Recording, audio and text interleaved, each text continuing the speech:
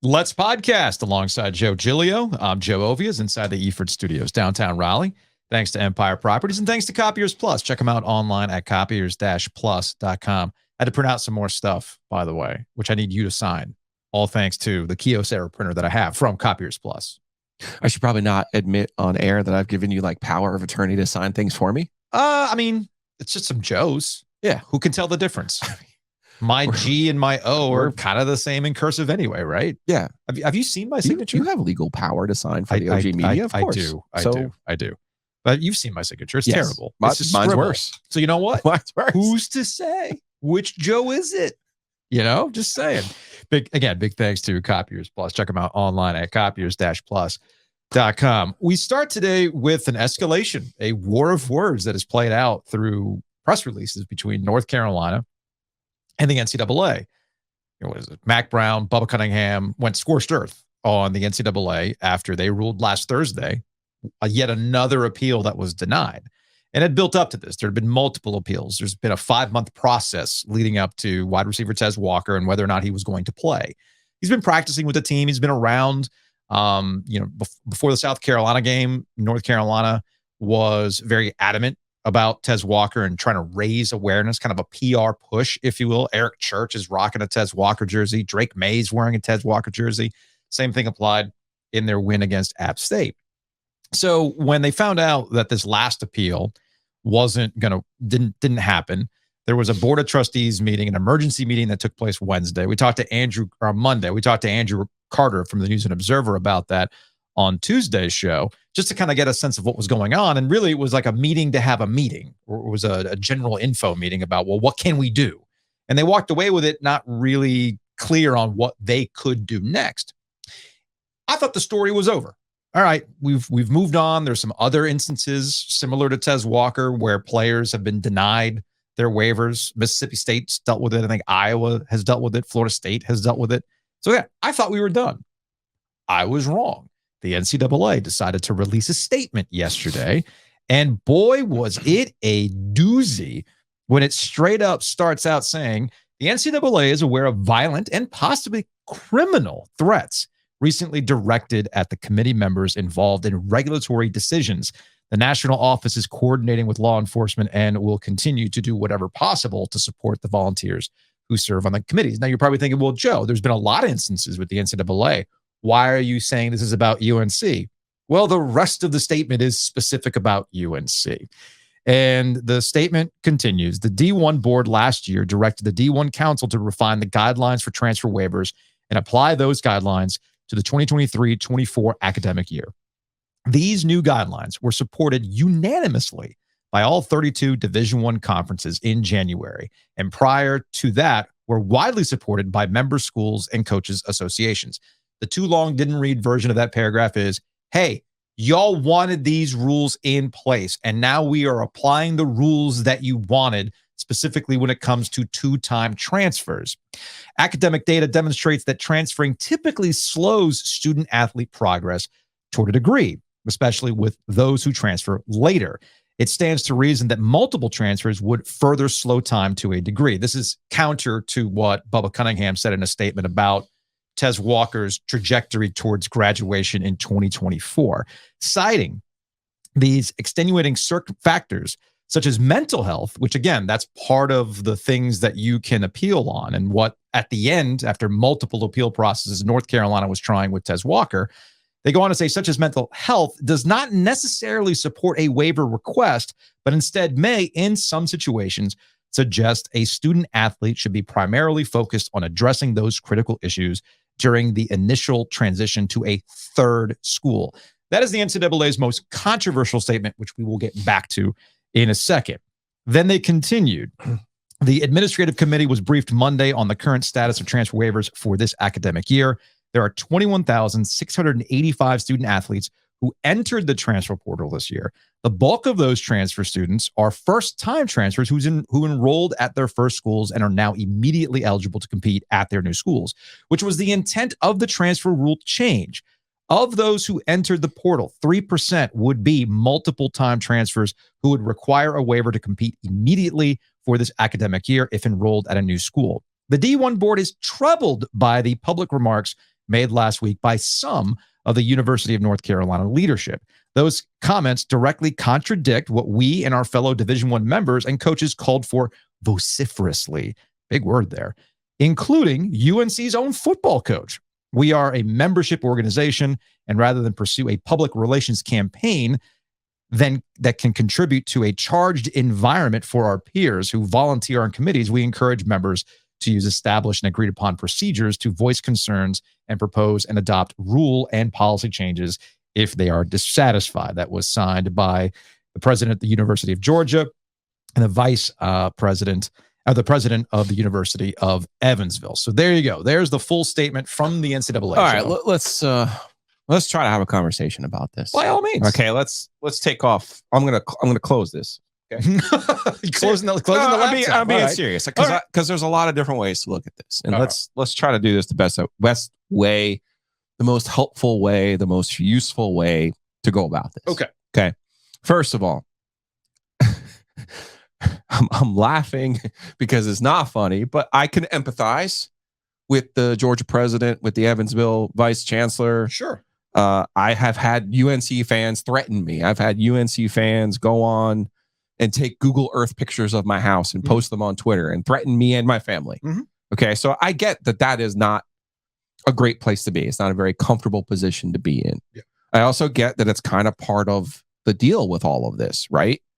Like if you want to enter the forum, then you got to be prepared for what comes with that. Well, it's interesting you bring that up. So because for them to kind of shout back, clap back, if you will, with we've been threatened and blah, and it's just kind of like,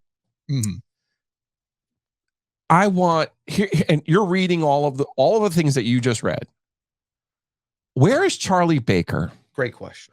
Where is the Georgia president? Where is the Evansville vice chancellor? Why is there a statement? First of all, why is there a statement? Second of all, why is there a statement from the NCAA? How many times have we been told the NCAA is the collection of its members? Yes. Right? So why not help yourself and be proactive? Because this is what this whole thing feels like to me. It feels like after the FBI college basketball scandal in 2017, and they were embarrassed in the way that it played out, the way that they made so many mistakes, the way that basically no one was punished for anything other than Rick Pitino was fired, because I am still convinced to this day it was a Kentucky fan who launched that entire investigation, right? I think they were so embarrassed by all of that. They had no idea how to react to the new name, image, and likeness laws. They had no idea how to react to the new world of the transfer portal. They had no leadership from Mark Emmert, that they just turtled for 4 years. And did nothing. And now all of a sudden, with the Iowa case, a Florida State case, a Mississippi State case, this case, it's like all of a sudden they had a reawakening. Oh, this is what we're supposed to be doing. We're supposed to be enforcing stuff. And it's like, in all honesty, I would love for the NCAA to actually have strong leadership. It's too late for Mark Emmert. Would love to see Charlie Baker be a strong leader. I'm going to give you a spoiler. He's not going to be a strong leader. No, he won't. Because if he was, he would stand up in front of ESPN. He would stand or go on CBS, who you have a multi-billion-dollar contract with, and explain what exactly you're trying to accomplish here. What you want? Office space? What exactly do you do here? Is that what you want? I want to see some leadership. I want to see some proactive. Hey, this is what we're going to be about. The only thing I've seen from the NCAA is we're going to go hire a former governor, because we're going to go lobby Congress, because we want to hold on like grim death to the stranglehold that we have on the free labor that we have. And we don't want to share any money with any of the people who actually earn it. But that's what the schools want. Okay. So again, to your point, you sarcastically say the NCAA is the membership institutions. Yeah. And the NCAA is supposed to be in theory. And the NCAA absolutely told North Carolina, y'all wanted this. Right. You wanted this. I hate to sympathize. But when you say want, you're saying the cracking down on that second transfer. Basically, just to give everyone an overview, right? Yeah. It used to be when you transferred as an undergrad, you had to sit out a year. Okay. And if you had not used a redshirt year, you could use that year as a redshirt, and then you would have however many years left remaining. Everybody had 5 years to play 4. Yeah. That was the old rule. And then through all sorts of different, again, trying to hold on to that money. Mhm. The concession that they finally made was, oh, well, we'll let you transfer now for free. Yeah. We won't make you sit out that year. And they You pointed can that just out. go out and play. Mhm. Okay. And then all of a sudden, everyone, I think, got confused over the rule because everyone thought, oh, now, because you hear these usually older white middle-aged people say the transfer portal is killing college sports. And Even it's though like, it's not, but anyway. no, it's giving them the players some movement Mhm. because I think people did misconstrue. You don't just get to transfer every year unless you are a graduate. Mhm. And that rule had actually preceded the transfer portal. The NCAA, in its wisdom in the early 2000s, said, hey, if you've earned your degree, which in theory is what you're here for, then you've earned the right to transfer without sitting out. Mhm. And that's why you see a JT Daniels at 5 colleges in 4 Because he years. can. Because he can. Yeah. Because he's graduated. But I want to. What I'm trying to point out, and it's not coming. This is a classic case that you can relate to, and I can relate to. It's the messenger that's doing it, and the NCAA. The NCAA is for the all messenger reasons here. just laid out. Yes. Like you're The sending out a NCAA statement. Put a face on it. The NCAA does not do itself any favors. I'm not trying to absolve the NCAA of anything, but the NCAA is following through on the things that coaches and administrators have been whining about for the better part of 3, 4, 5 years. I.e., we're giving away too many free passes. You can do it once. And it was there's supposed to be established as tampering, once. and there's this, and I got guys that are coming after me for my money, as though every college coach acts as though their university is doing it the right way, and everybody else is out there like these marauders trying to steal their players. Every single one of them. Yet there are also schools that take on transfers. So they just came to your place out of the, man, I just really believe in this place. There's no financial considerations. Yeah. There's no playing time considerations. There's no conversations about what you're doing here. Again, it's this like, we're the last good cowboy in town. I'm laughing because it's like impossible to watch App State skill players and not be like, NC State, where are you going? Hey, excuse me, I could use you over. Okay, then. Maybe Alabama's doing the same thing looking at some of these other guys here, So the NCAA is absolutely within its rights to tell its members, you wanted this. Yeah. That being said, this is a very that's the bigger picture. That's the larger. But that being said, I think we can all be reasonable and understand that not every case is the same. Which we've been told forever by the NCAA, by the way. Which is why they have this appeals process in place. Okay. So North Carolina, and this is all based on reporting, really great reporting from guys like Greg Barnes at Inside Carolina, giving you a detailed timeline and the multiple times that North Carolina has tried to argue by the process. Okay. Argue by the NCAA's process. And what North Carolina eventually came to here with Tez Walker is, okay, well, COVID, which I think is the biggest factor here. All right. COVID. Like, man, Central just shut down. The MEAC shut down. And there was uncertainty as to where it was going to go. But the NCAA seems like they want to move on from all things COVID, which is stupid. Sorry. People want to move on from COVID, but there are still repercussions. They're the ones who made the mistake of giving everyone a free year instead of the senior class a free year. And they have to deal with those own repercussions. And I think the NCAA is at fault trying to speed up that process, even though we do have lingering cases where COVID impacted player careers. And if you do care about the student athletes, then you'll take those circumstances into consideration. They didn't do that. I was going to say, they did the other way. They did it the other way. Right. Not just in this case, but in all cases. Yes. With the Ivy League players and other F1AA teams who didn't play. They just said, no, it doesn't count. You didn't lose anything because you didn't have anything to lose. And then there was when the rule was implemented, because the NCAA takes forever to come around to stuff. And they're acting as though, well, we've been signaling that the rule change is going to happen. It's going to happen. It's going to happen. And they're acting they were as going though to crack down, even though they didn't issue the thing that said they're going to crack down. And they're treating that as though that was the rule being put in place. We're telling you we're going to do this. That's great. But until it actually goes into effect, then you know what? If it happens before it goes into effect, those things should be grandfathered in, which again, they decided not to do. Don't you think they're being adamant though for this? Don't you find that part of it odd? Like I said, like they're the NCAA. In what sense? Don't you feel like they've been in this slumber, right? Like NC State literally paid Dennis Smith Jr. and they didn't get in trouble. Didn't do anything. Right. And there were a lot of schools, Kansas, like won the national championship. Yeah. Didn't get in trouble. Right. And all of it was involved in this, the IARP and all this other crap that never went anywhere. It was a gigantic waste of money. I feel like they're right now. It just feels like they're trying to make an example out of Tez Walker for the sake of making just an example. It's not just Tez Walker, though. And I get there's that part other of it. players, There too. are other ones. For our purposes, Tez Walker has been the most visible of them because it's the school, it's Mac Brown. But good for Carolina for pushing back. That's the part that I don't like them. I don't like the NCAA tutting Carolina as if, why would they not be allowed to express their frustrations? It's how you go about it. It's how you go about it. I do think that, and this is not specific to North Carolina, because we saw this play out with Michigan and Jim Harbaugh too. At some point, as we enter into this new era where everybody has to make a statement on everything, and everything is being done PR-wise through social media and statements and everything else, I'm not surprised that the NCAA is being very selective on how they release these statements. Because remember, North Carolina's not the first time they've done it this year. They decided to show that they were extremely online by referencing cheeseburgers in the case of Jim Harbaugh. Right. So when you push and you push and you push and you try to win a PR battle and everybody's screaming for answers from the NCAA came back with its answers. And the reason why everybody's reacting the way that they are is that they don't like the NCAA's reasoning. But here is where I always come back to with the NCAA. Y'all been following the NCAA for far too long to apply logic to their decisions. Sorry. So when everybody gets all up in arms about why didn't the NCAA take common sense into consideration? When have they ever? When have they ever? And I would say that when it comes to these college programs and the memberships that they've created, abolish the NCAA. For what? For who? It's the members. Well, somebody who could actually just run championships and get the hell out of the way. But somebody still has to come up with the rules. Somebody still has to come up for the rules. How many schools actually follow the rules? And the schools are so distrustful of other schools that they come up with these things because they're always looking at, well, you're doing this for a competitive advantage, which gets us to mental health. Okay. Before we get to mental health, though. Yeah.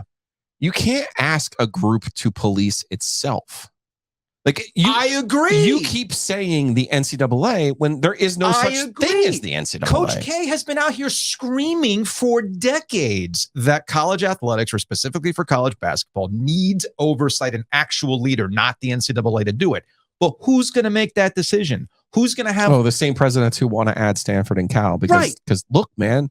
At some point, you got to look in the mirror and say, why are things like it's? They've got a great calculator. Not to go full Taylor Swift, man, but it's like you would rather look in the sun of the NCAA of the legislation and trying to get other people to solve your problems than actually looking in the mirror and understanding the reason why you're here is because you make these decisions. To me, that's the failure of the leadership at all college levels for the last 5 decades. I absolutely agree. When they couldn't see where all this money was going to take them. To that end, and this is where my point on the mental health angle of all of this comes into play. So and this is a layered, nuanced conversation. I was going to say this one. I'm not going to lie to you on this one. Yeah, give me the basics. The argument is that North Carolina and Tez Walker have been arguing that he should be playing because of mental health. That he's here because of his grandmother. That it's important for him to be playing.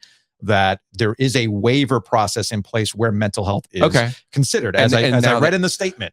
Like there is a mental health trigger for these waivers that they'll take into consideration. So so Carolina basically assessed a path to get him out. No, I'm not saying it in a deviant way. Right. They looked at it and said, okay, here's an example of a way to get a player a second waiver. Yes. This is one of the ways. This is how we can argue our case. North Carolina has done the right thing by coming up with every argument possible to get Tez Walker on the field. And I want to make that abundantly clear, by the way. Then the NCAA publicly clapped back on this? Yes. Okay. I want to be abundantly clear on this. That seems out of pocket. Hold on a second. Okay. I want to be abundantly clear. The North Carolina did everything they should have done. Bubba Cunningham. What do we know about Bubba Cunningham as the AD? He's a process guy. When the NCAA junk occurred, how did Bubba Cunningham get over on the NCAA? They used their own rules against them. Yes. This is what the NCAA is doing to North Carolina. They're using their own rules against North Carolina. The rule of the second transfer is the one that we're going to enforce. Which includes the mental health waiver. This is not about whether I believe Tez Walker or not when it comes to mental health. I do, okay? But what's happened here is that you've opened up the NCAA to make these decisions for you when you came up with this process. Everybody's screaming, well, who is the NCAA to tell Tez Walker whether or not he is fit to play, if this is a good enough reason for him to play? Because that's what their argument is. And when you open that up, you leave open the door for the NCAA to come back and tell you, look, based on a variety of factors, there are instances where you should be focused on other critical matters instead of playing football. Now, the response to that is, and I said, look, that is a point that was made, and it's a valid point you can make because everybody's battle is different. Now, the argument is, well, why should Tez Walker not be allowed to play? That's the thing that he enjoys. I agree with that assessment. But I also know of my own personal experiences with this. Again, my own personal experiences with this, where stepping away to deal with critical issues is as important as following through with the things that give you structure, because sometimes you got to take care of yourself. Sometimes you do got to go on a sabbatical. Sometimes you need to get inpatient treatment. All these things have factored in. So the NCAA is making this point, which I do think is a valid point in the grand scheme. However, in the case of Tez Walker, what they have said and what they keep saying, Kent State signed off on it. UNC has signed off on it. Tez Walker has signed off on it. Okay. He should be playing. But this gets to my larger point. You've allowed the NCAA to do this to you. The question has been, well, why is mental health even a consideration for the NCAA to make a reading on? Again, they decided this, and I know why they did it. Because what can happen here, and what I think what they're trying to do, and this is not a very fun conversation. I will admit it is not a fun conversation. But what do we know about competitive advantages? And I'm not saying that North Carolina is doing this. I'm not saying that other players are doing this. What I'm saying is the NCAA is trying to make it so that you just can't say, well, mental health. Mm-hmm. Mental health. It was kind of like a couple of years ago when people were transferring from West Virginia, and they would record the conversations with Bob Huggins and then play it for the NCAA and be like, see, he's abusive. Yeah. You have to let me transfer. Mm-hmm. And that was the whole reason originally, getting back to why the NCAA actually did go for the one-time free transfer, is because so many people were coming up with stories. And it was like, who had the better sob story? And I want to be abundantly clear here. I'm not saying that Tez Walker is making up a story. Yeah, I don't know his story. Tez Walker. I can just go based on what's been reported on with Tez Walker. I don't pretend to know the full deal here. But I think it's odd that the NCAA is like putting their foot down again after a 5-year slumber. I agree. That feels odd to me. I also think it's odd that they're putting out statements that say the NCAA, they're putting out statements that say the D1 board. Where is their leadership? Where are the people? So I don't like any of this. And certainly I don't like it for Tez Walker. No. Here's a guy who had a good year last year for Kent State and was in position this year with Drake May to help himself and put himself in position. And that's the part. And here's the other thing no one is talking about, and including a question that I did ask North Carolina, Joe. If they're considering him a second-time transfer, do you know what that means for this year? It means he loses his year of eligibility, which means on my math, next year would be his final year of eligibility. It'll be it. Yeah. And I get it.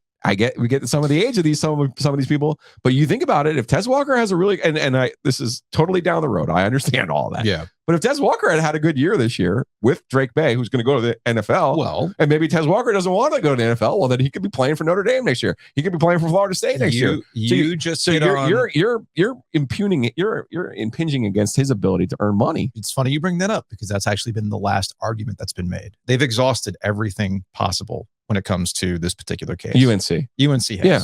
Again, because they should. They've tried to go through process. But what you just hit on, as we know, with where things are going with name, image, and likeness, and where we're headed with players as employees, etc. The first move should have been this summer to hit on that exact point, to go the legal route, things that we talked about. They're impinging his rights. They're impinging, yes. And those are things that would absolutely stand up in court. The problem is when you take the NCAA to court, who else are you taking to court? Right. Yourself. Right. So that's the thing. And again, this topic is nuanced. It's layered. It gets people very, very fired up. I completely understand where people are coming from. But ultimately, where I come back to is the classic phrase, you play stupid games, you win stupid prizes. And if you continue to allow the NCAA to make these rules, or you come up with these rules and then they apply the rules that you all agreed to, and you get mad that the NCAA is being draconian in the way they've done it, where have you been the last 50 years when it comes to the NCAA and their consistency in inconsistency? I also wonder where he is academically. He's fine. No, in terms of getting to the degree. If I remember, the Bubba statement, it was 2024. He's on track to do all the things. Okay. Because I'm just thinking if they had known, if there was a way to get him those credits so that he could just be a grad transfer. Yeah. And you could avoid all of this. Maybe. I mean, he's been in college since when? What, 2019 now? I can't, man.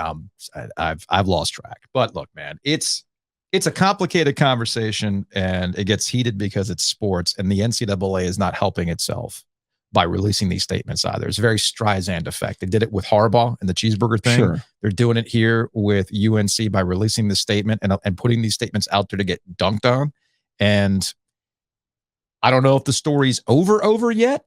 We'll see, because this is just another day where Jay Billises of the world are going to put it back out there on social media. At some point, you run out of appeals, though. Yeah, well, that's why you go the legal route if you wanted to, but it doesn't look like that's going to be the case. Housekeeping. That was a very spirited discussion right out of the show. Podcast, we have ours, which is cool, but we have other podcasts here on the OG Media LLC family of podcasts. We got Law of the Wolf. Mm-hmm. We have Picks and Pizza. We have Young Gun, Bryce Young Podcast, which, fun announcement for Young Gun, hosted by Dimitri Ravanos and Lauren Brownlow. It's going to be on TV. That's awesome. It's going to be very cool. Here in the near future, we're going to have more details here soon once we get like the basics. But Origin Sports, which is one of these fast channels. You get them on Roku, et cetera, whatever little streaming boxes you have. That is going to be on that channel here in the near future. So that's awesome to see as we get ready for week 2 of the Panthers. Who are they taking on this weekend? I think it's Saints Monday night. That's right. OG Pizza night. Dude, there's your housekeeping. It's been a week. OG Pizza night is here. I got the t-shirts. I got the box of t-shirts for I think I got Ryan bringing us some wings too. We got a little bonus wing action. I'm excited about that. I'm very excited about that. So let's thank some other people who have been helping us out. Hometown Realty sponsoring Ovias and Giglio. You can check them out online at myhtr.com. Buying and selling a house in this market can get a little complicated. But the one thing you should never do is take less than what your house is worth, especially in the environment that we're in right now. So Hometown Realty is there to navigate the market and get you the price you want for a house. Yeah, get the experts. Go with the experts. Go with Barry Woodard and his crew, because more than 250 agents, 6 different locations, myhtr.com. All you got to do is log on to myhtr.com. There's a big toggle right in the middle. Buy, sell. Do yourself a favor, protect your number one investment. You could thank us later. Also, thanks to Whitaker and Hamer. Check them out online at wh.lawyer. I almost feel like we should talk to Josh about some NCAA rules. Hey, what happens when you lose that appeal? What is a viable legal route? We talked about that with Bob Orr a little bit, but maybe we get Josh on that. We will. Josh Whitaker, Joe Hamer, Whitaker and Hamer, the world's greatest URL. wh.lawyer. They're in all the G's, Raleigh, Clayton, you name it. They're here for you. Trying to sell, you got to close on that house. You're trying to sell a business. You got any kind of family law issues. Check out wh.lawyer.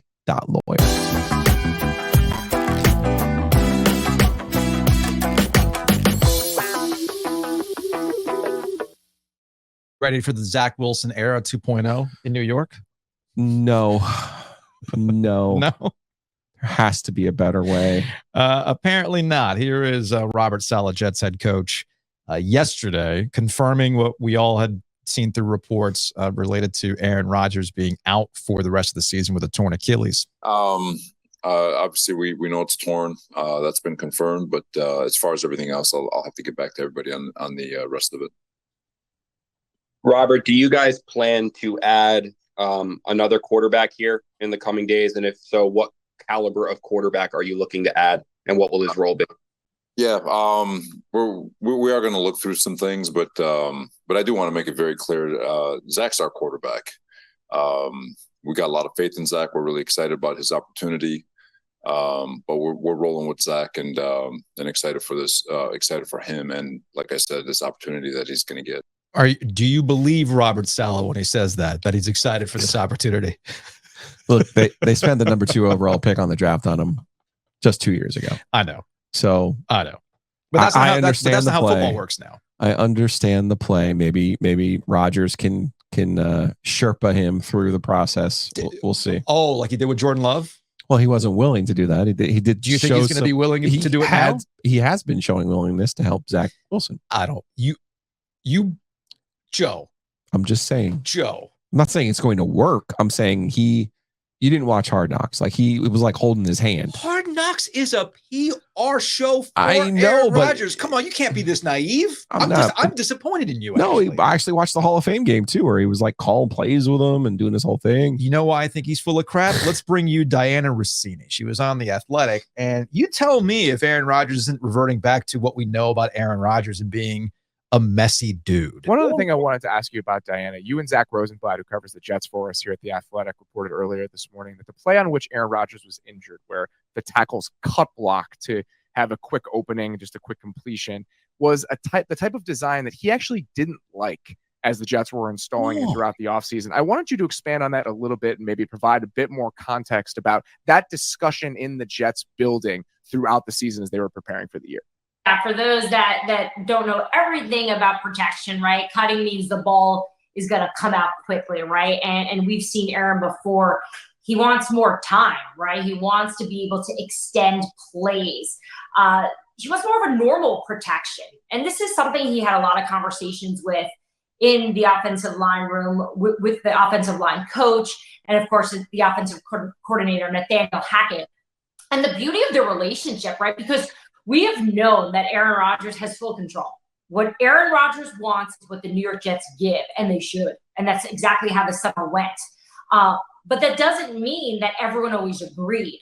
And there were times where Nathaniel Hackett would challenge Aaron Rodgers, where he would put something in, put a protection and put a play in, and Aaron would disagree with it. And they would get into it in a healthy manner, and they would make those adjustments. So, leading into this game, Aaron obviously had a sign off on how he wanted this to look. But I know going into this, it was really something he wanted to avoid.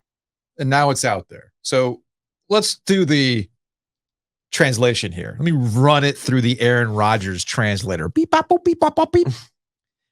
I hated these designs. I hated this protection. And 4 plays in, I ended up ending my season with a torn Achilles. I've been telling you I don't like this stuff. Man, I'm 39. I told you I don't like this stuff. And here we are doing it. And now I'm done. Seems slightly over analytical. No. Slightly. Not when I've been on the Aaron Rodgers beat for as long as I've been. Not you. He didn't like these protections, and that's why he got hurt. How does that get out there, Joe? How does that get out there? Of course. Yeah. Listen, they're in a difficult situation because they are a team that is capable of winning. Their defense is capable right now of winning. Yes, I agree. There are enough players on offense, the skill players around that quarterback. This does get back to, though, if you're the Jets, you had some other choices here. And maybe you thought, well, I don't really trust Jimmy Garoppolo. He always gets hurt. You and I were early movers on Derek Carr. You plug and play him and put him in that situation. Should work. And I think they got seduced by the shiny object because it's New York. And now, like yesterday, I'm checking out national stuff, and they're talking about, is this the most deflating thing that's ever happened to a sport? I'm like, y'all. Shout out to Tony Kornheiser on Pardon the Interruption, who said, "Come on, man, I've seen teams literally get up and leave in the middle of the night. You want to talk about deflating things for a sports town? Let's not overdo it here, okay?" He got hurt. Jets fans. It's funny. We talked about Boston Red Sox fans before they won a World Series. Yes. It became the new evil empire, so to speak. Yeah. There are certain fan bases that wear their misery as a personality. Oh, no, they need it.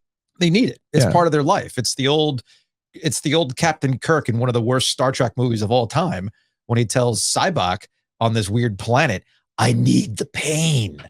That's Jets fans, man. They need the pain to feel alive. Okay. So when it comes to the Jets, I'm not really feeling much sympathy for them because, man, that's kind of your deal, is to constantly get your hopes up, set yourself up to be hurt. I mean, Mike Greenberg is basically the avatar for it on ESPN.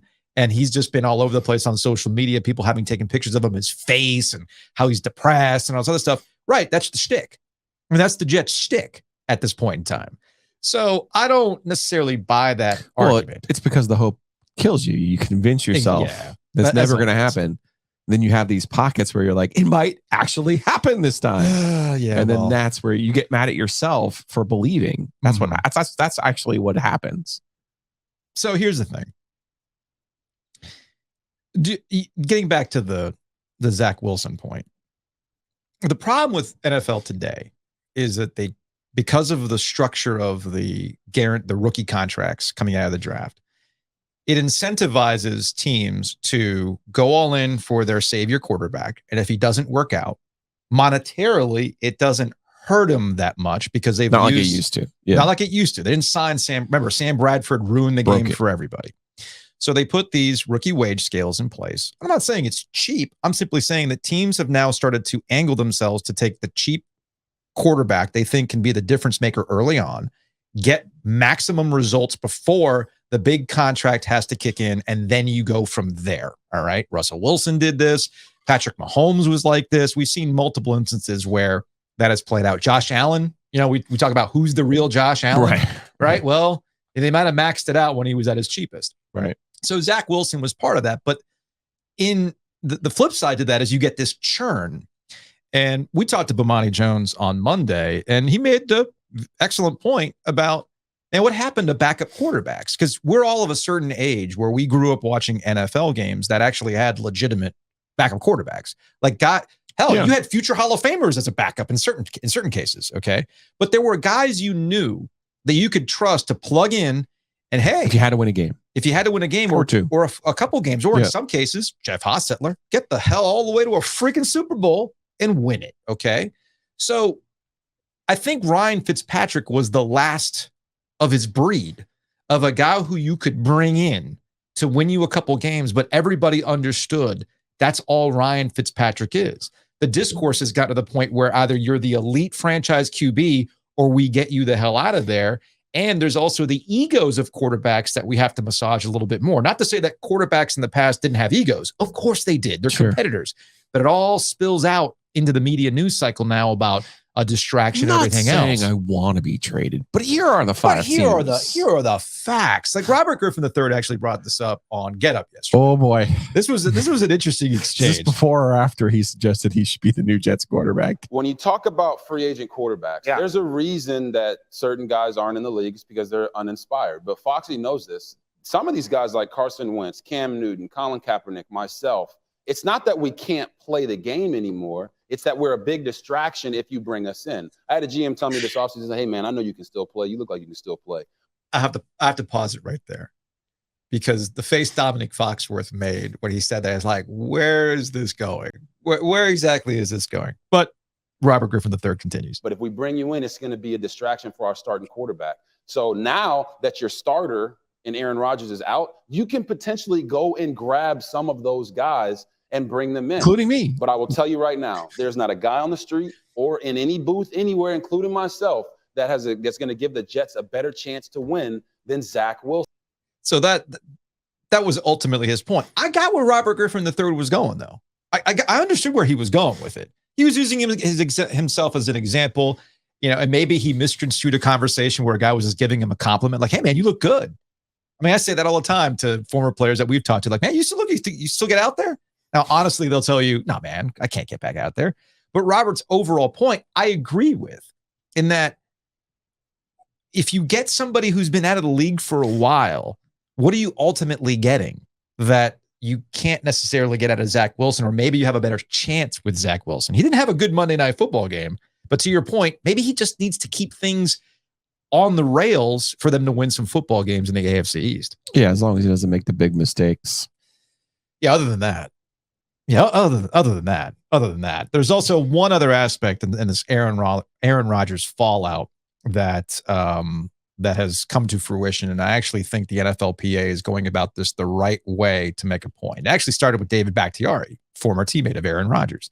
Congrats, NFL. How many more players have to get hurt on artificial turf? You care more about soccer players than us. You plan to remove all artificial turf for the World Cup coming up. So clearly it's feasible. I'm sick of this. Do better. This was followed up by the NFLPA. They released a statement, NFLPA Executive Director Lloyd Howell, saying that moving all stadium fields to high-quality natural grass surfaces is the easiest decision the NFL can make. The players overwhelmingly prefer it. The data is clear that grass is simply safer than artificial turf. It is an issue that has been near the top of players' list during my team visits and one that I've raised with the NFL. Now, there's some bad turf out there, but high FedEx Field. I think the Panthers, Bank of America Stadium, routinely was viewed as one of the worst turfs out there before they flipped it over to artificial turf. But if you invest in actual grass and you make the players happy, who loses here? I really wish the NFL had enough money because, I've seen local high schools, I've seen lower level colleges do this because it's cheaper. Yeah. Hey, you're going to tear up this field anyway. We're going to, the soccer team needs it. The lacrosse team needs it. So we're just going to put a turf in. Well, I can't think of the NFL's excuse. Like they can't afford it. Apparently not. 32 stadiums. They can't afford natural grass in 32 stadiums. Apparently not. Got it. Yeah, apparently that's a thing that can't. Apparently that's a thing that cannot happen.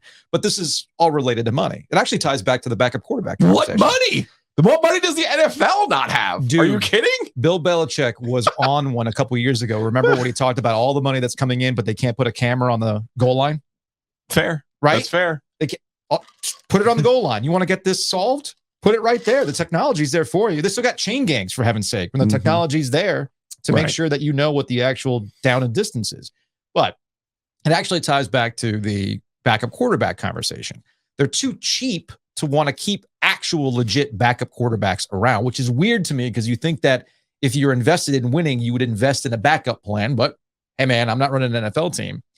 But also, it was a message that I got when working on that Skyhawks podcast, okay? Not that I want to give like free plugs to things that I used to do, but hey, man, it was my podcast, so my voice, unless they've AI generated my voice out of there, it's still there. But what was wild to me about NFL Europe was it cost them nothing to run those teams. It actually was around the same cost as a veteran minimum at that point as things had progressed. And every conversation I've ever had with former ECU coach Steve Logan, who was part of NFL Europe for a while and loved every minute he was in it, is because it was about development. I was going to say that the primary purpose of those leagues was to give quarterbacks who don't get actual in-game reps. Kurt Warner doesn't happen without NFL Europe. Tie it back to the Panthers. Jake Delhomme doesn't happen without NFL Europe. So their own desire to squeeze every ounce of money, every cent of money back into their pocket, rather than putting pure investment into your product, results in this. But the NFL is clearly not hurting because have you seen their ratings? Have you seen their television deals? There's no consequences for the NFL and their lack of investment on these things that you would think are dead simple, things that they could theoretically afford. But people keep watching, and they haven't stopped watching, and they have no incentive to change it up. Speaking of investments, your house is an investment, a car, various other things. You need that insured. Like a backup quarterback, you need the insurance, right? Matt Davis has that insurance with State Farm. Check out insuregarner.com. Give him a call at 919-779-8277 or just go to theoginsurance.com. Yeah, real simple. Matt's got your back and he has a great billboard. What if you actually want to talk to a person? What a concept. Weird, huh? I love that from Matt. Yeah, give him a shout. State Farm and financial services. We wouldn't be here without Matt's help. So go help yourself. Also help yourself to some great t-shirts, hoodies, various apparel, hats as well. Homefield, check them out online at homefieldapparel.com. Again, that's homefieldapparel.com. Use the promo code OG23 to save 15% off your order. I know you got a couple t-shirts in the back. I'm telling you that Tar Heel script one is the best one. No, I agree with you on that. Absolutely agree with you on that one. Speaking of the Tar Heels, some tickets available still for the Minnesota game this upcoming weekend. They had a sellout against App State, limited seats available for the Minnesota game this upcoming weekend. Yet another test for this Tar Heels defense, I think. But the thing I'm looking for when it comes to, specifically when it comes to North Carolina is Drake May kind of getting into something. right now. It's been a slow start for the Heisman candidate. We've been talking more about their run game, which is a great development with Amari and Hampton. But I do think that Drake May needs to kind of bring it up a little bit, get comfortable with what Chip Lindsey's trying to do. And if you want to go see this in person, go to goheels.com, or you can go to SeatGeek, the official ticket provider for North Carolina athletics. So again, go check them out. What's up next? What's up next? So, Giglio, I noticed, and our listeners have noticed this too, if they're watching on YouTube, that you keep applying that magical roll-on to your neck. I'm trying to fix some problems post-surgery. Mm-hmm. One of my big solutions now is Pilates. And we brought Melissa from Moxie Pilates. Yeah. Yes. Thanks for bringing me on, guys. I appreciate it. Thanks for hanging out. And what, 3 years now at 3 years at Moxie? Yeah, we opened a gym in the middle of a pandemic, and it's gone great. What could go wrong? What could go wrong? Hey, Sure, let's try that. we started a sports talk radio show in the middle of the pandemic with no sports. No big deal, right? Beautiful. Everybody powers through it. So let's get right down to when Giglio came over and it was time to work. What was your first So it starts actually with his wife, who's Jess, has been coming in for a long time. Mm-hmm. And she's been almost a year now, and she's seen some really great progress. So I think that maybe she gave him the elbow, like, hey, come do this. And I looked down, I'm like, I know that guy. I listen to their podcast all the time. And like a lot of men, Joe comes in, moaning and groaning, maybe a little mopey. But super tight hips, super tight low back. He's got the neck issues we've been working through. He's trying to make a lot of positive changes. But, I mean, Joe, you tell me, how do you feel afterwards? I feel better. Yeah. It's a good stretch. You know how I feel about the foam roller. I don't like it when you take me off of the machine. What's the machine called? It's called a reformer. A reformer. I don't like it when you take me off the Not a reformer. fan? No. The last class was the most difficult. Wait, what's a reformer? It kind of looks like the medieval torture rack, slightly. Do you remember the thing from back in the day? Looks like that medieval torture rack. Mm-hmm. But it was actually designed by Joseph Pilates for soldiers in World War I for rehab. And it's got springs on it, straps on it, and we use it to do a lot of strength and conditioning. So a lot of the reason your primetime athletes are using it, right? Tom Brady does Pilates. Peyton Manning back in the day. Let's see, Martellus Brown for a while. Mm-hmm. I mean, they do amazing things with Pilates, and there's a reason for it. It supports all these little small intrinsic muscles. Tiger Woods, a lot of your golfers do it because it helps with all that rotation. I mean, you guys talk about golf, right? Did you play golf this weekend? I did twice. Right? So you get that rotation going on. And when you go to the gym, you tend to work major muscle groups. But a lot of the reasons all the athletes do it is because it supports all of those while giving you a stretch and building strength at the same time. So Joe comes in. I usually just laugh when she's like, you need to do this. And I'm like, listen, I can't. Look, all I know is I'm amused by the fact that she's already laughing at. She's like, hey, so Joe comes in and she can't even keep a straight face. Okay, so he comes in last week, right? Jess has injured herself and she's not there. Yeah. He comes in, he's moaning and groaning, like borderline whining through the class. I'm familiar with that. Yes. Okay, so you feel I'm the pain familiar here. with the Okay. the whinging. Yeah. Oh, yes, that's a nice way to put it. And then finally get to the end, and he's been a little vocal about the moaning and groaning, right? And get to the end, and he goes, "Oh, that actually feels really good." And the entire class like bursts out laughing because he's been like complaining the whole time, and here's this guy. Oh, it actually feels great.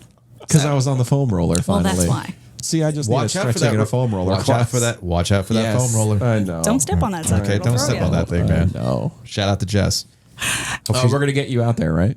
Oh, please do. All right. I mean, look, I've complained about this with Kelly because I need to get back into running Okay. because I've gained weight and I've stopped running consistently, and I know that's directly tied to it and drinking beer and everything else. I don't stretch. I basically just go out there. I walk. Like every other, guy runner I know. Pretty much. I'll go out there. I'll walk. I'll walk about a mile, half a mile, just to kind of Loosen up a little bit, and then I'm like, all right, let's go. And my usual running routine is I'll walk up the cul-de-sac because it's uphill. Sometimes I walk backwards just to get a little burn. Okay. And then I'm off for at least 3 miles. But the issue that I'm having as of late is I'm immediately sore, and I don't know if it's arthritis or something, but my left knee is usually pretty bad after the fact. And sometimes when I get to that third mile, I'll start feeling a little bit of pain in my left knee, even with a little knee brace to kind of keep that thing in place. My primary care physician said, it's like, yeah, you're just getting old. Your muscles are getting loose and your kneecap is starting to bounce around a little bit. Oh, like, good. cool. Hey, look, I'm 44. I get it. I know I'm getting up there in age. So is there anything that you could do to help with that? Yes. Okay. All right. Then I got to Like, come out. there's whole things of Okay. Pilates Fine. for runners. I know. It's a whole thing. But here's the thing too. It's Plus, you can see me. I mean, Well, seriously, struggle. both of you bring your wives and both come at the same time, Yeah. and then you can all just share in each other's pain. Yeah. Actually, so that's actually a really great thing that a lot of guys do, right? Because most of these guys, their wives, their girlfriends know what they want to buy themselves, and they buy it for themselves, right? Like they know what they want; they don't need you to buy it. But what has been a really great gift is either somebody coming in with their spouse and doing Pilates with their spouse, or right, I have a lot of guys that call me and say, "I want to get a package of this for my wife." Because it gives her time to do that stuff on her own, right? To take care of herself. And it's that gift of time that's different than like, here's some perfume that I bought you that you're never going to wear. Or a gift card. Right? Or a vacuum. All mistakes that please are don't made. buy Hey. She asked for the vacuum, for the record. Hey, the Roomba that I bought for Kelly, at first, like after the genesis of the Roomba was a conversation of, hey, you need to step up. You could vacuum. Help out. And I said, I know the solution to that. Technology will save me. Roomba will save me, right? Of course, it went from seriously, this was your solution to now we love the Roomba. Well, of course. Now, I have the app, so where do people find you? yeah, well, real quick before we find you though, I am curious. Explain like I'm 5 the difference between Pilates and yoga. Sure. Absolutely. We get that a lot. Because I hate yoga. God, I do too. I'm did sorry, yoga people hate yoga. I did I'm so P90X. sorry. I didn't know this. In I a can't stand yoga. in a previous, well, if you're a P1, as Giglio claims you're a P1, Back in the day. back in the day, do you remember that I Tony did? Horton, right? You remember I did P90X at one point. I do remember that. I had to God, do it. that's a throwback. That's a big Whoa, throwback. That's okay. like 10 years ago. All Seriously. right? And I did everything in P90X except The for the yoga yoga disc Okay. because it was like 90 torture, minutes right? and it was Straight up torture. Straight up torture. Yeah. So what's the difference? Okay. So my brain just doesn't work well with yoga, Mm-hmm. right? You're supposed to be in a position and hold that position, and you're supposed to be zenning out and thinking about all these things. Hell and my no. brain is going, did I get groceries? Do we have milk? What am I having for dinner? Do I pick up my kid from carpool? Exactly. Like that, my brain just does not function with it. No. So, and a lot of times it's just the stretch with yoga and hold a pose. Pilates is constant motion. It's always working in strength along with the flexibility, and it's always moving, but it's super easy on the joints. Okay. Right? And a lot of my yogis have shoulder issues because they bulk all this into their shoulders and their neck where we hold all this tension. And we just don't do that. We keep it in the Perfect. core in the middle instead. Love it. All right. So how can we find you? MoxiePilatesandBar.com. We're opening a new studio in Clayton in November. So we'll have 2 locations, one in Garner, one in Clayton. You can find us online. You can find us on Instagram, Facebook, Moxie Pilates and Bar.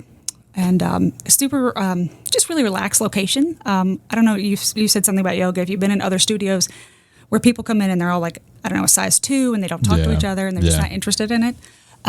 That's not what we do. I mean, I've lost 140 pounds. I didn't want my place to be a place where people just like, I'm too cool. I'm sorry, for you buried the lead there. 140 pounds? Heck yeah, man. Wow.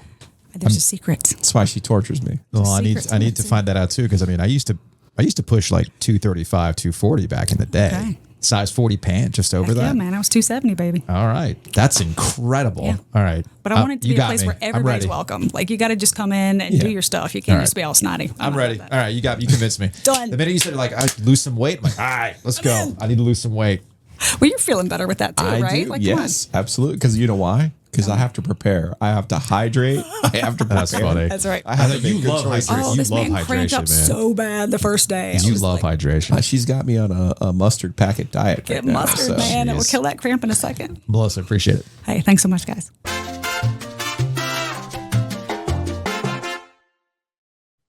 I can tell you didn't do Pilates yesterday. Gotta stretch it out, man. You gotta get loose. Is there a way to have you do Pilates before the show?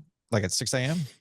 Oh, Should we set up? super early. Can we ask Greg if we can get We another should. room for our own Pilates A studio? satellite class. Yeah. Why not, right? Follow along. Who says no? That will be loose and limber for the morning show. Let's go, right? Mm-hmm. Big thanks to Oak City Sports Card for sponsoring Ovius and Giglio.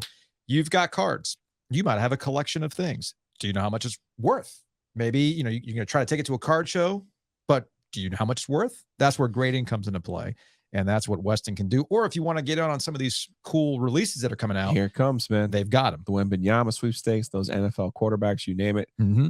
Great selection down at Oak City Sports Cards. Check them out off Glenwood Avenue or go online to oakcitycards.com. Big thanks to Mosquito Authority and Pest Authority for sponsoring Ovius and Giglio.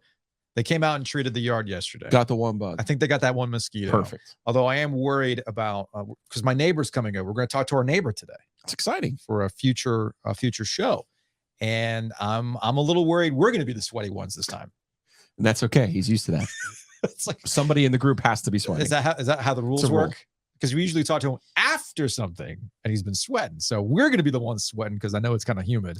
It is what it is. But big thanks to Mosquito Authority and Pest Authority. Check them out at bugsbite.com. You really should go to bugsbite.com. You punch in your zip code. There's all kinds of coupons on here. $29 for first service for new customers. Pest control services, $50 off your initial pest treatment. Are you kidding? Monthly bundles for $125. And remember, there's no contracts. So go check them out. Get a quote. Get these great coupons. Bugsbite.com. So if I go to one more thing about Oak City, if I take my lightning cable to Weston, is that now a collector's item that Apple has announced they're getting rid of the lightning port on the phone? They soon will be, right? Yeah, the iPhone 15s are going to USB-C. The things that we use to plug into the computer, that you use to power your computer. Yep. They went MagSafe 3 on my machine, but I can still power it through USB. But yeah, they're getting rid of the lightning cable. So all those accessories, cables, they will now go to my collection, my shoebox of cables of yore. It sounds like Apple's doing something to help the customer, which I know can't be the case. They were forced to do it. Okay. I think through, I want to say, if I remember the story correctly, I believe it's European regulation that's forcing them to make iPhones with USB-C as they go to that standard. Good for Europe, saving us. Yeah. That just means that we have to buy new cords because Apple ain't giving you cords anymore. They're probably looking at you going, man, I know you got a bunch of USB-C cables that came with XYZ. Just use those. I don't care. By the way, do you know how much this cord costs to power my computer?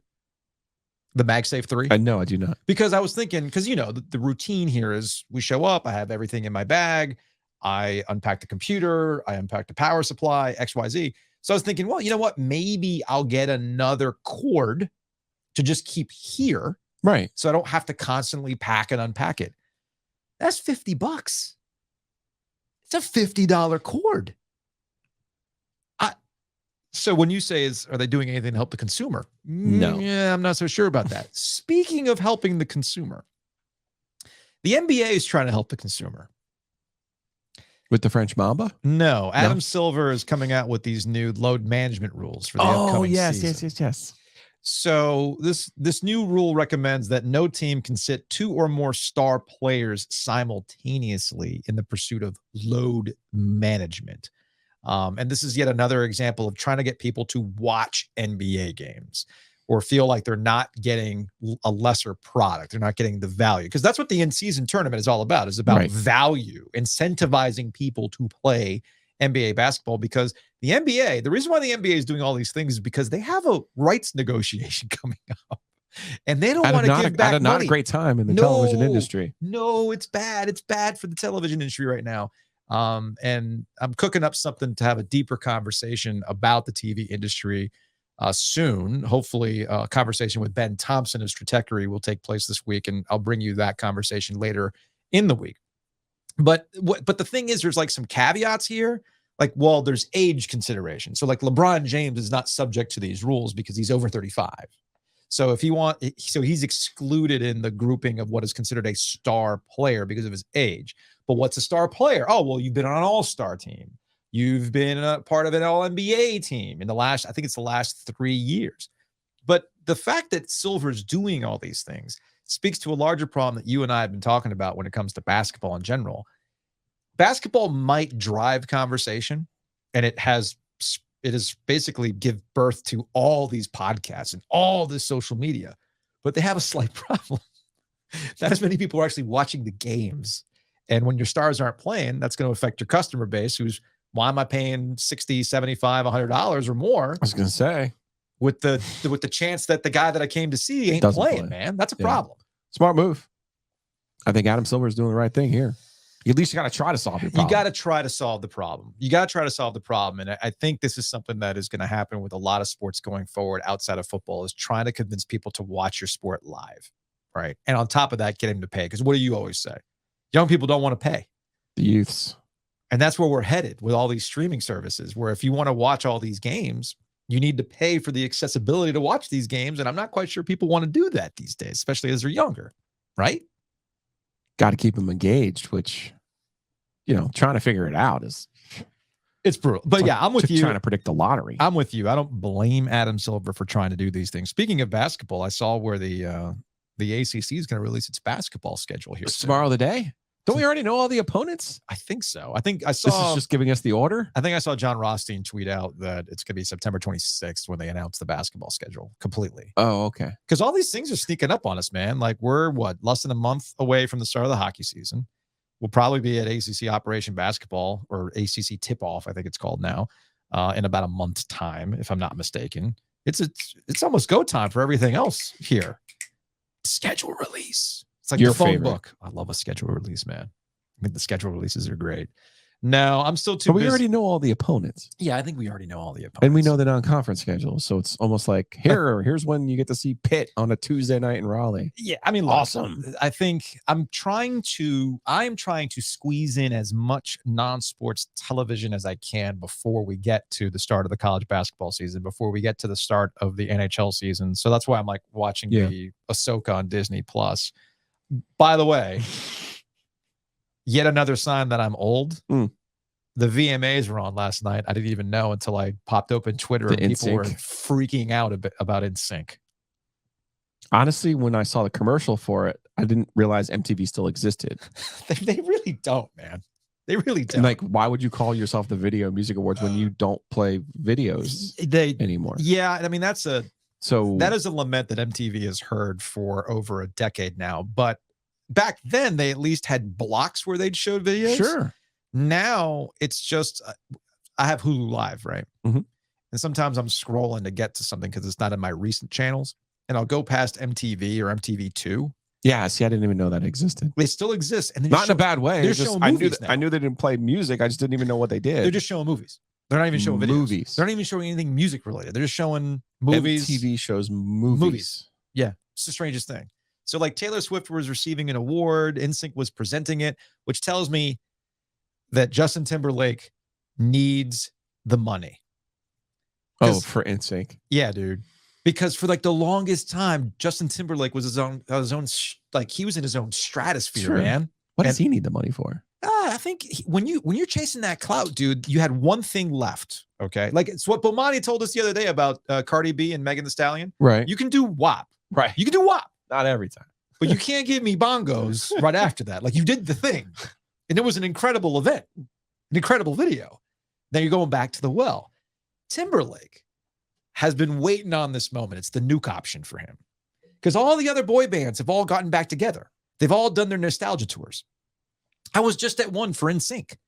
Like what? Last Backstreet summer. Boys, you mean? No. I'm sorry. For New Kids on the Block. Thank you. So New Kids on the Block does this mixtape tour, right?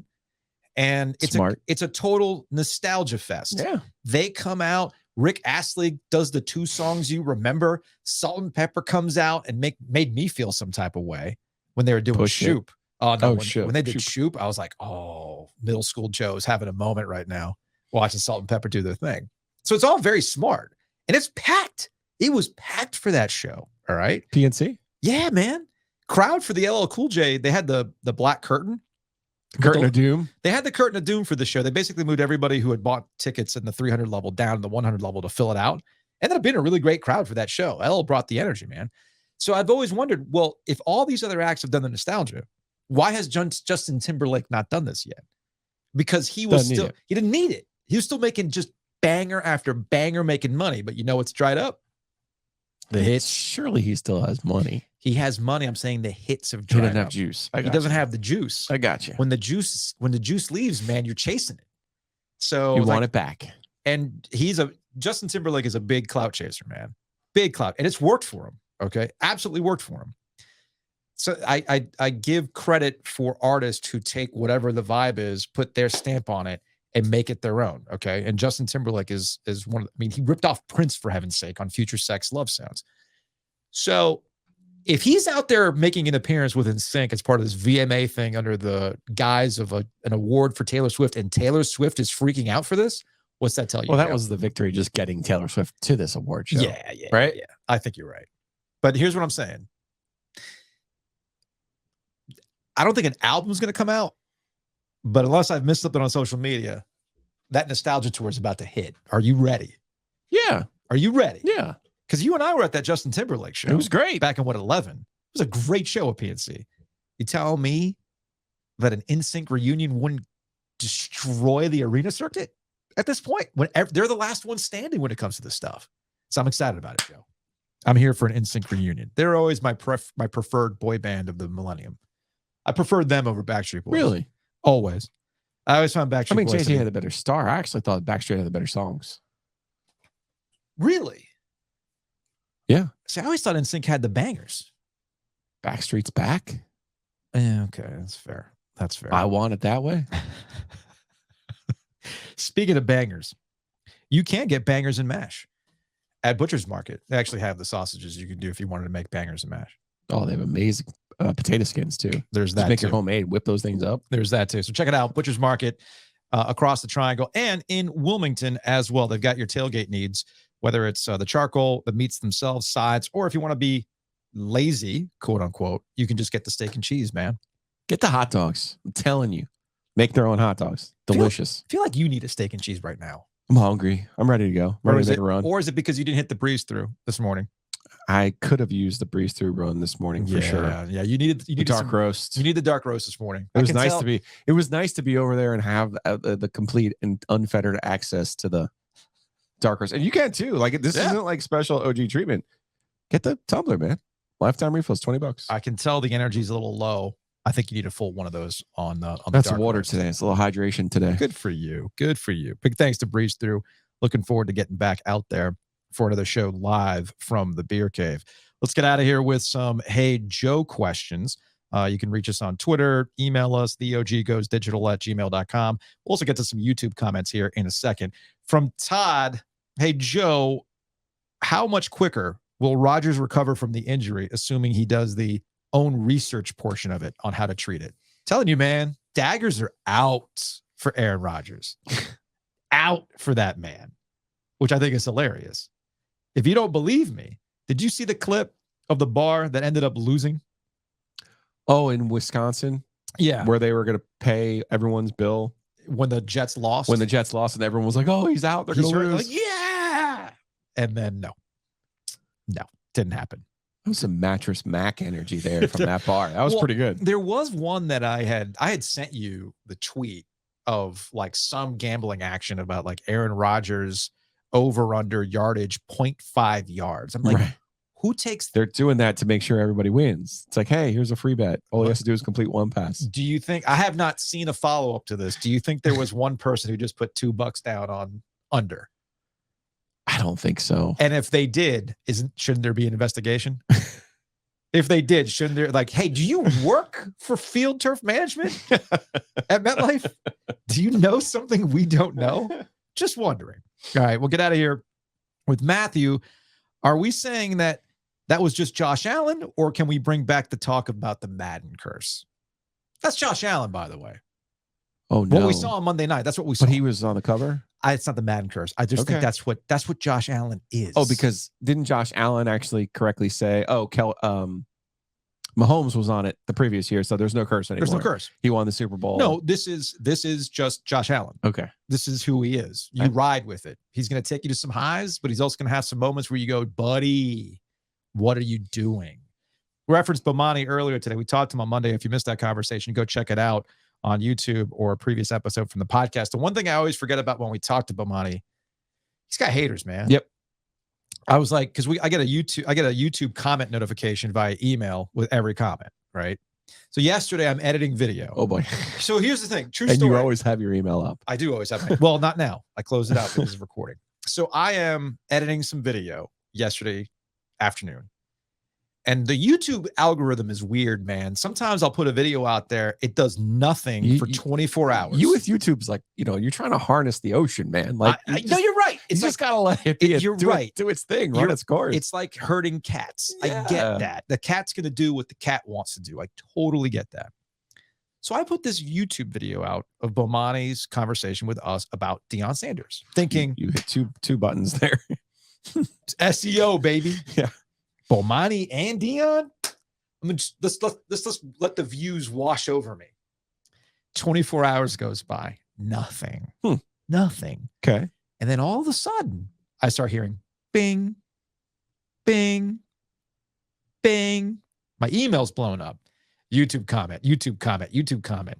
So I go into the YouTube studio, and all of a sudden, the video shot like a rocket. I'm like, I don't get you, YouTube. I don't. Anyway, so the interesting part that I found were clearly some Colorado fans getting duped by the fact he's never leaving Colorado. What are you talking about? My personal favorite one is, why would he leave Colorado and take any other jobs? He's fine right here. Just recruit bigger alignment. Get a 5-star quarterback and you can compete at the same level. Here's another comment. After Deion is done with Colorado and has been there for several years, the next stop is the NFL. He's not leaving for another college job. I mean, maybe we'll see. But I think the mistake that we make, much like our conversation about the NCAA, is why would you apply any logic to guys like Deion or the NCAA? That's going to wrap it up for today's show. 5 stars only, positive vibes only. We'll see you Thursday.